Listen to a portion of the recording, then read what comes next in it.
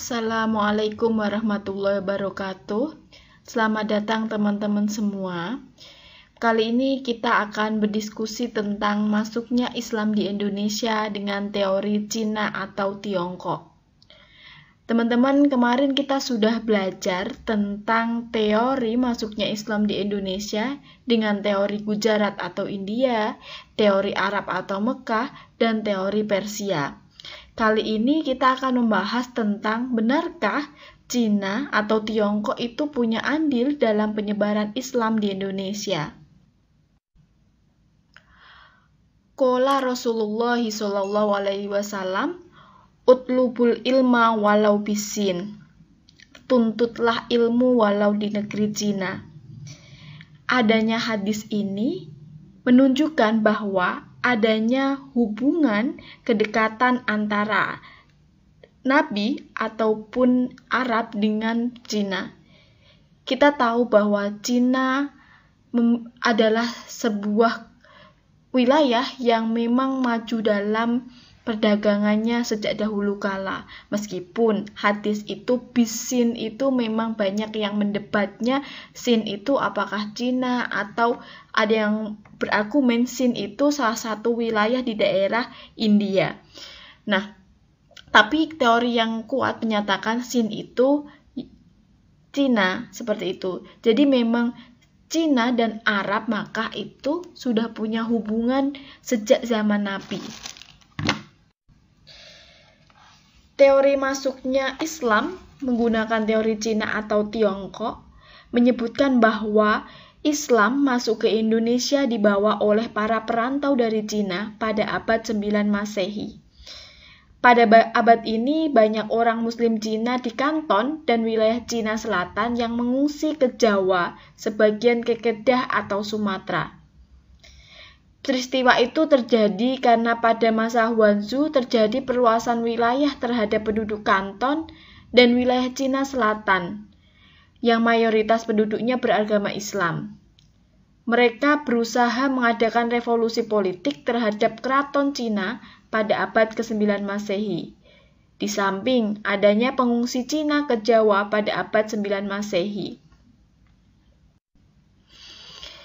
Teori Cina atau Tiongkok juga menyebutkan bahwa pada abad 8 sampai 11 Masehi sudah ada pemukiman Arab Cina di Cina dan Campa dan sudah ada hubungan perdagangan yang cukup lama antara Cina dan Indonesia atau Jawa.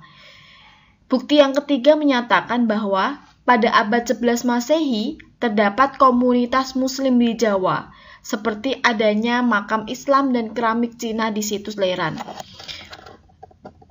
Teori masuknya Islam ke Indonesia menggunakan teori Cina atau Tiongkok memang tidak terlalu banyak didukung oleh para ilmuwan atau para sejarawan. Ada beberapa tokoh di Indonesia, contohnya Sumanto Al-Qurtubi, teman-teman, yang memiliki teori bahwa Islam masuk di Indonesia dibawa oleh orang Cina. Teman-teman untuk lebih lanjutnya bisa membaca bukunya yang berjudul Arus Cina Islam Jawa. Nah, kemudian teman-teman, Cina mempunyai peranan yang besar dalam perkembangan Islam di Indonesia. Di samping bukti-bukti yang 3 tadi di atas disebutkan bahwa arsitektur Masjid Demak juga berdasarkan beberapa catatan sejarah, beberapa sultan dan sunan yang berperan dalam penyiaran agama Islam di Indonesia adalah keturunan Cina. Jadi teman-teman, beberapa tokoh yang menyebarkan Islam di Indonesia itu keturunan Cina, sehingga ini menjadi bukti bahwa Cina memiliki andil dalam penyebaran masuknya Islam di Indonesia. Contoh salah satu penguasa atau penyebar agama Islam yang keturunan Cina contohnya Raden Patah yang mempunyai nama Cina Jinbun, Sunan Ampel, dan lain-lain.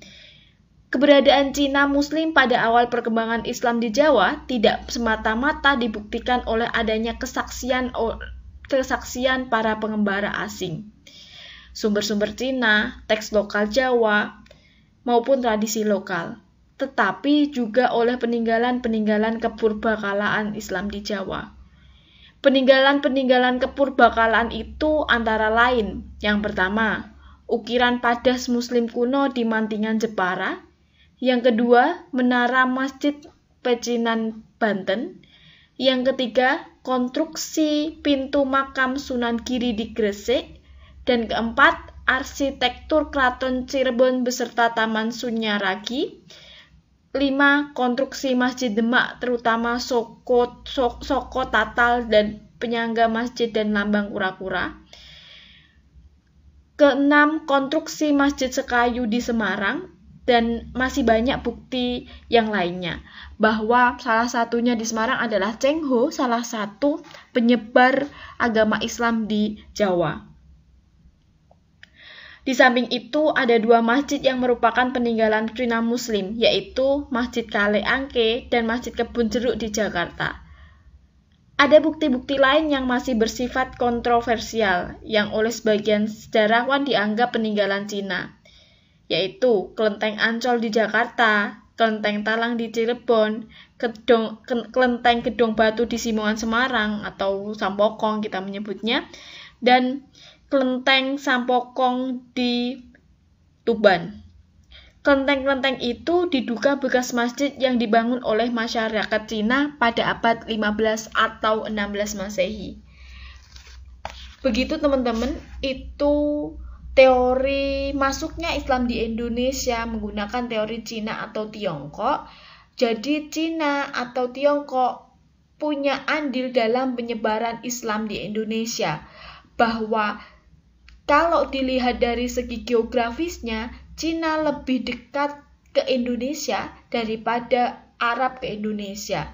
Dan kita tahu bahwa saudagar-saudagar Cina yang melakukan hubungan dengan Arab itu juga mereka banyak yang masuk Muslim. Nah, inilah yang ditenggarai, yang dianggap ikut menyebarkan Islam di Indonesia. Terima kasih teman-teman atas waktunya. Begitu penjelasannya. Jadi memang masuknya Islam di Indonesia ada 4 teori. Teori Arab atau teori India atau Gujarat, teori Arab atau Mekah, ketiga teori Persia, dan yang terakhir teori Cina. Wassalamualaikum warahmatullahi wabarakatuh.